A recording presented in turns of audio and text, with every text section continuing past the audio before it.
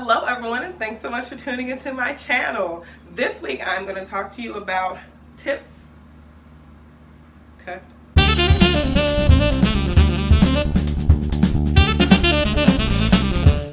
Hello everyone, and thanks so much for tuning into my channel this week. I know it's been a long time, I've been gone a while, but I am back, and this week I'm going to give you a few tips to help you survive your accelerated program. Now, before I move any further, you already know what I'm going to do. If you like this video, you know what to do. Be sure to click like, and if you have not already done so, please subscribe to my channel. If you want to get updates every time I post new content, please be sure to bell me. You know, I never know which side of the screen is on. Maybe I'll remember at some point, right? And if you're interested in reading the blog or contacting me, you can via my website at www.shikahenley.com. So, welcome back. So I have been gone a long time. This is like one of the longest breaks I've ever taken. However, life completely happened to me. There were so many things going on. Work, school, and just adulting, doing all of those things. This is actually what has inspired my topic. So this week I'm talking about how to survive, the accelerated program. And that's something that's super common right now. So you see those commercials, everyone's advertising, when you get the ads, they're like, yeah, you can finish this program so quickly. You can do it in 2 years, 1 year, 6 months. It'll be done. You'll have your bachelor's degree. It'll be great. However, let's pause with that. An accelerated program is awesome because you do have the opportunity to finish it much more quickly. However, it is also an accelerated program, which means that there are a couple of things you need to just prepare yourself for as you're moving into that program. So I just want you to stay tuned. I'm going to give you a few tips to help you survive if you have found yourself in an accelerated program. Okay, number one. You really just need to mentally prepare yourself for what this is going to be.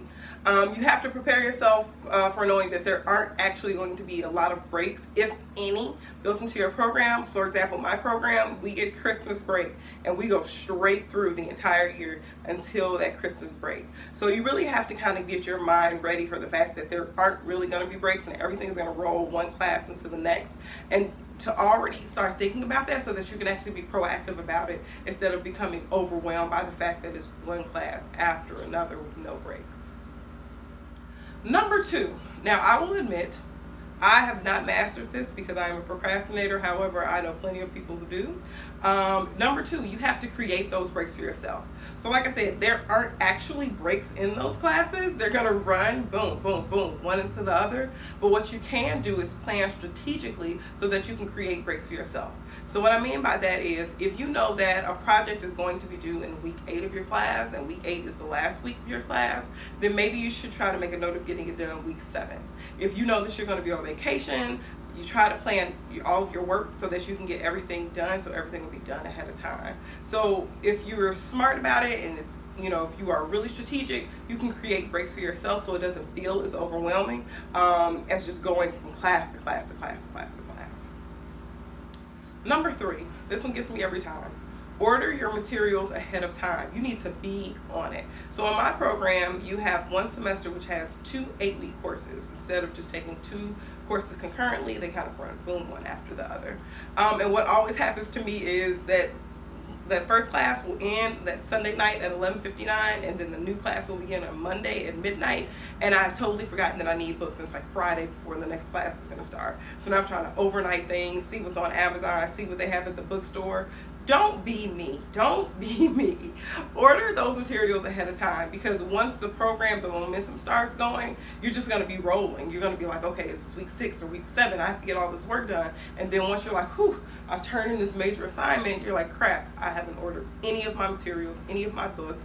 I need all of these things. And sometimes, which I found myself in this position, it's difficult finding certain texts. And so you might have to reach out to different libraries. You might have to reach out to your cohort mates. So just if you prepare for that ahead of time, knowing what your next class is going to be, just go keep up with that and order the books as soon as you see that the professor has put those lists up. Number 4, keep up with your course sequence. So when you sign up for your program, they're going to send you that course sequence. Like, you have to take this class and then this and then this, right? Keep up with that, because number 1, it makes you feel great because it's like a to-do list. You can start crossing classes off as you finish them. And in some cases, you can even, this has been a huge relief for me at times, you can look and say, wow, I have 3 more classes and I'm done with this program. I have 2 more classes and everything is over. Or you can look at it and say, wow, you know, in 2 classes, I'm going to take this class I'm really excited about. But that's going to help motivate you, as you can see the trajectory, you see where it's going, you know when it's going to end, you know what the bumps are going to be. So just make sure you keep up with that. That is going to be your Bible for your accelerated course. And number 5, I know I've said this before when I talk about surviving grad school, but this is extremely important, especially if you're in an accelerated program. Do not fall behind. It is so critical that you don't fall behind. Like I said, in my particular program, I take 8-week courses and they just run boom, boom, boom. So if you miss an assignment in week 5, the class is over before you know it. And oftentimes those assignments actually build into each other. So if you miss the assignment for week 5, it's going to help you with the assignment in week 6, or for the final assignment that's due week 8. So it's really critical that you're keeping up with everything and that you're submitting everything that has to be submitted on time. Okay, so now it is recap time. So I have given you 5 tips to help you survive an accelerated program. So I'm going to go ahead and do a quick recap, and I do have my iPad, which means I'm going to read it, because you know what, I just don't remember everything that well. Okay, so number 1, mentally prepare yourself for what this is going to be. It's going to be a lot of work. It's going to be difficult. But if you know it's going to be difficult in the beginning, you can mentally prepare for it, and it'll help you troubleshoot. Number 2, create your breaks. You have to create breaks for yourself if you need those breaks. I've not been good at it. However, I know plenty of people, I see them turning in their assignments early. They create those breaks for themselves, so it's not as overwhelming. Number 3, order your materials on time. Do not forget about your materials. You have to order those ahead of time, because I have definitely been in that position more than once, where it is the Monday the class has started and I won't get a book that I need for an assignment that's due Thursday until Friday. What the heck am I going to do? Order your stuff. Number 4, keep up with your course sequence. That is your huge to-do list. It's going to make you feel better as you start crossing classes off the list, and as you can look at classes you're anticipating, you're really excited about, or just knowing that you only have X number of classes left. And number 5, which I've said before, don't fall behind. It is going to really suck if you fall behind, because the classes are moving so quickly and each assignment is so critical to what you have to do in that course. So make sure you're keeping up, you're planning to get your assignments done, and you get your work done as soon as possible. If you have to turn something in late, don't make it extra late, just turn it in that next day. Turn it in immediately, as soon as you can. All right, well, thanks so much for tuning in this week. Thanks for hanging in there with me as all of the crazy has been going on in my life. I hope you enjoyed this video. If you liked it, you know what you're going to have to do. You're going to have to click like.